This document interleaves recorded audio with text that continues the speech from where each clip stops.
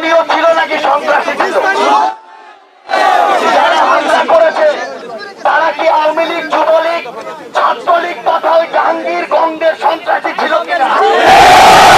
গাজীপুরের স্থানীয়রা কি রামদা নিয়ে মানুষ কোপায়?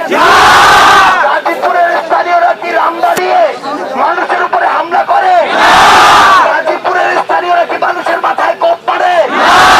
এবার কথাটা মিডিয়ার উদ্দেশ্যে একদম স্পষ্ট করে বলি, এই গাজীপুরের যারা মিডিয়ারা, পুরো বাংলাদেশের মিডিয়ার উদ্দেশ্যে একটা কথা বলি, খুনি হাসিনার আমলে এমন অনেক মিডিয়া ছিল যারা অনেক জনগণের, অনেক মানুষের, অনেক দালালের চেয়ে খুনি হাসিনাকে বেশি টানছে।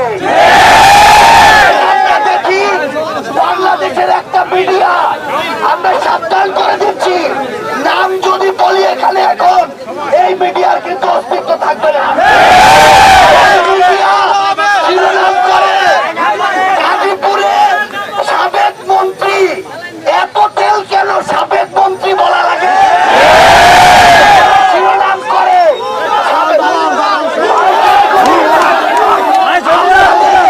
এই মন্ত্রীরা কি টাকা দিয়ে খরচ চালায়?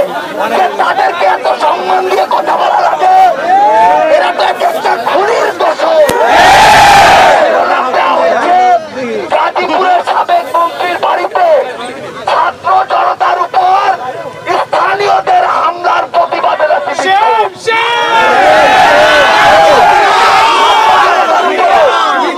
গাজীপুরের ছাত্র জনতার উপরে কি স্থানীয়রা হামলা করেছিল?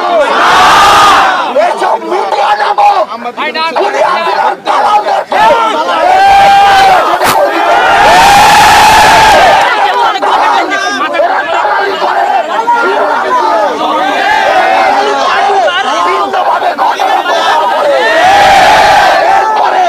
যারা সত্য খবর প্রচার করবে তাদেরকে মাথায় তুলবো, উল্টা পাল্টা কথা বলবে তাদেরকে